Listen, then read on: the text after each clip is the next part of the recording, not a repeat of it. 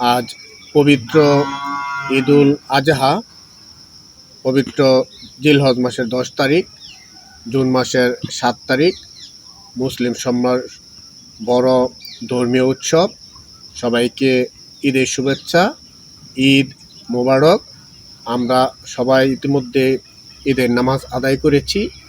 এখন কুরবানির পশু জবাইয়ের মধ্য দিয়ে আজকের ঈদুল আজহার পবিত্রতা সম্পন্ন হবে ইনশাল্লাহ। আমি আশা করব আজকের এই দিনে শুধু পশু কুরবানি না, পশুর সাথে সাথে আমাদের মনের মধ্যে যদি কোনো হিংসা, পশুত্ব থাকে, মূলত সেই পশুত্বের কুরবানি হবে আজ। এই পবিত্র দিনে সবার প্রতিজ্ঞা হবে আমরা সমস্ত ভেদাভেদ ভুলে, রাজনৈতিক হিংসা প্রতিহিংসা ভুলে সবাই যেন মিলেমিশে পবিত্র ঈদুল আজহা আদায় করি।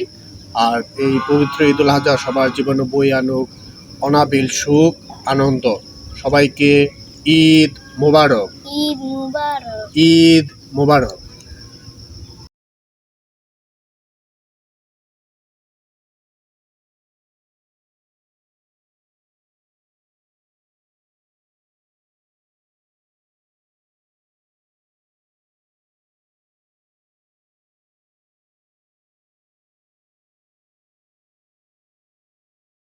সবাইকে ঈদ মোবারক।